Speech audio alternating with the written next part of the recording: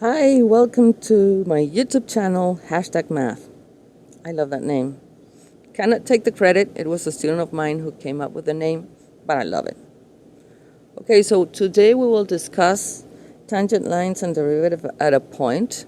We will understand the concept and how we obtain the limit definition of the derivative at a point. We start by refreshing how we measure the steepness or direction of a line, which is nothing but the slope. So recall, let's concentrate on the line now. Recall, the slope is nothing but the change in y,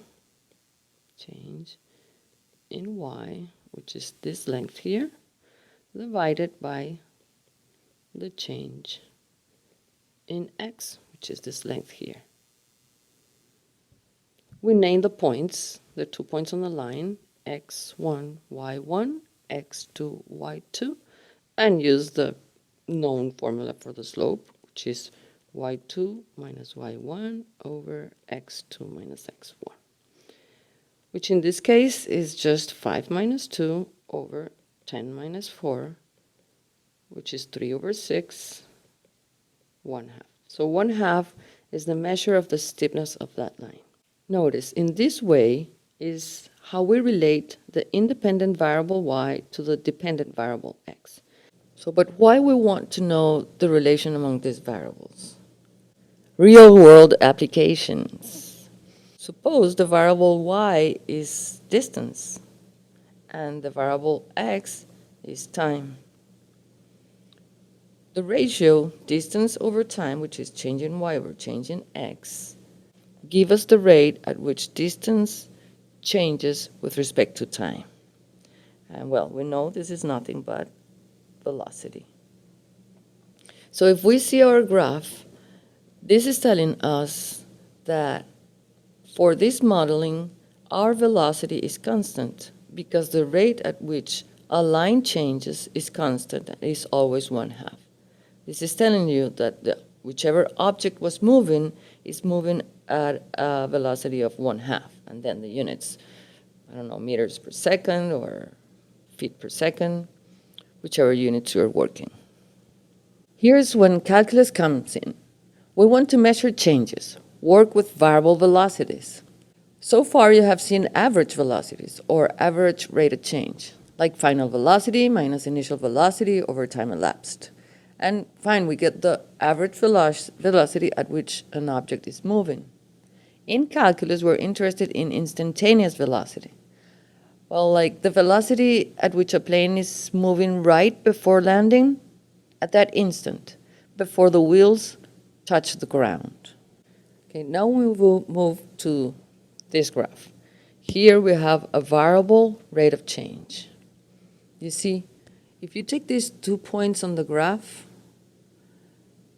and do the change in the average change of rate, it would be the slope of this line, which is a lot steeper as if you take these other 2 points in the line.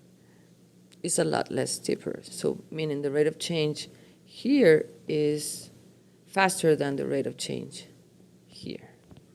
So we want to find instantaneous rates. This means we concentrate at a point A, in this case A equals 2, and figure out the rate at which that function is changing at that precise instant. So the idea is we want to find a line that touches the graph at one point whose slope has the direction of the function at that point. But with only 1 point, we cannot find a line.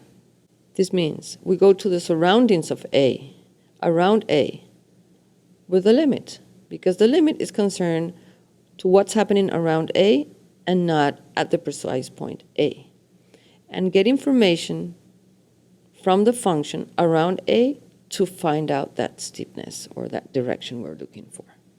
This point has coordinates A, f of A. We call that point P, and that is called the point of tangency.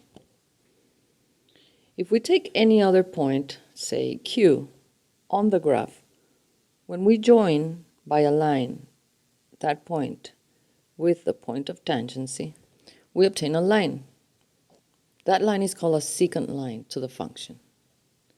Since we have 2 points, we can find the slope of the secant line through the points P and Q for any point Q on the graph. Then what we do is we're going to approach P by those points Q.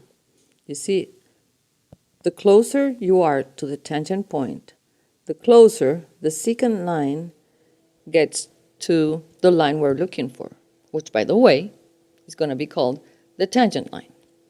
But we have not figured out yet how to find its slope. And that's what we're going to do now. Let's get the idea. When we approach P by Q and look at the x-coordinates of the values, we are approaching A from the right. So as Q approaches P, we're approaching on the x-coordinate A from the right. And we are going to do this by increments of h. So we let h be a positive variable that approaches 0. So as h gets smaller and smaller, these numbers are going to approach A. Let's visualize the situation with an interactive figure done in Desmos.com, and you'll see how things become more natural. Here in Desmos.com, the green dot is Q. The red dot is P, the point of tangency.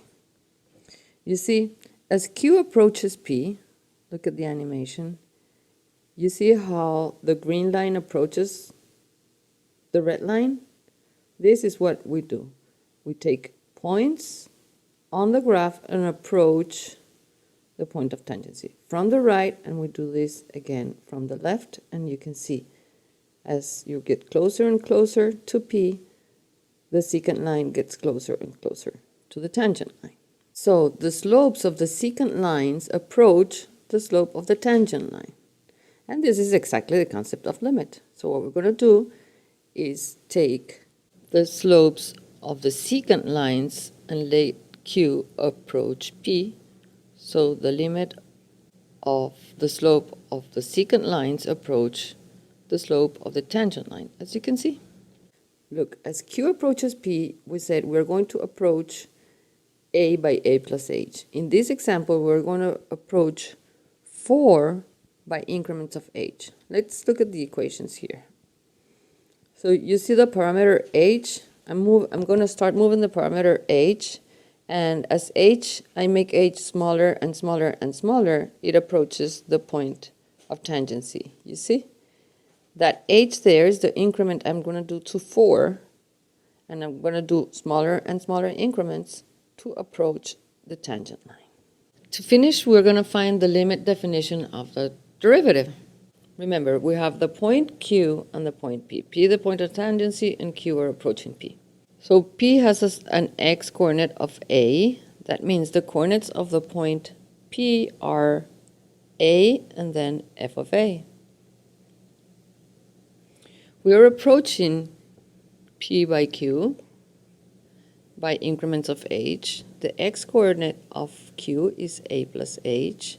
That means that the coordinates of the point Q are A plus H and f of that. We're going to compute the slope of the secant lines through P and Q. So slope of the secant line through P and Q. We name our points. These would be x2, y2, and the point of tangency, let's call it x1, y1. And we apply our formula for the slope.